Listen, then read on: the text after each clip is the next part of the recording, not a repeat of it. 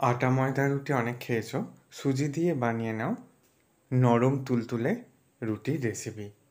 আজ তোমাদের সাথে শেয়ার করব সুজি দিয়ে দারুণ ফুলকো নরম তুলতুলে রুটির রেসিপি।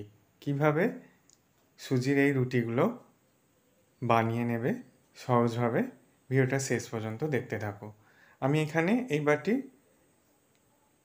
এক বাটি থেকে কিছুটা কম নিয়েছি সুজি, আবার ওই বাটি মাপ করেই হাফ বাটির থেকে কিছুটা বেশি নিয়েছি ময়দা।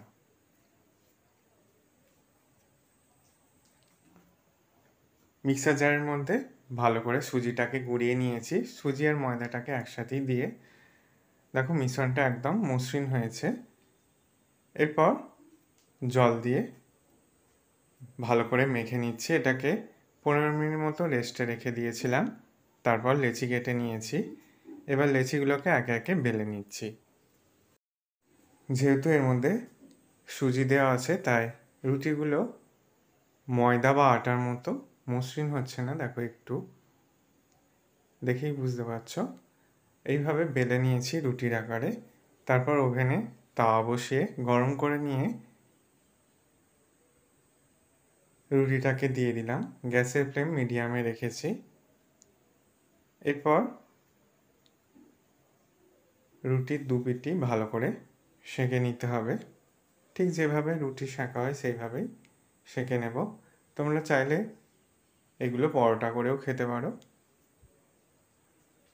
তবে পরোটা তৈরির ক্ষেত্রে এর মধ্যে ময়ান দিলে একদম তুলোর মতো নরম হবে, আর গরম জলের দিয়ে মাখতে হবে।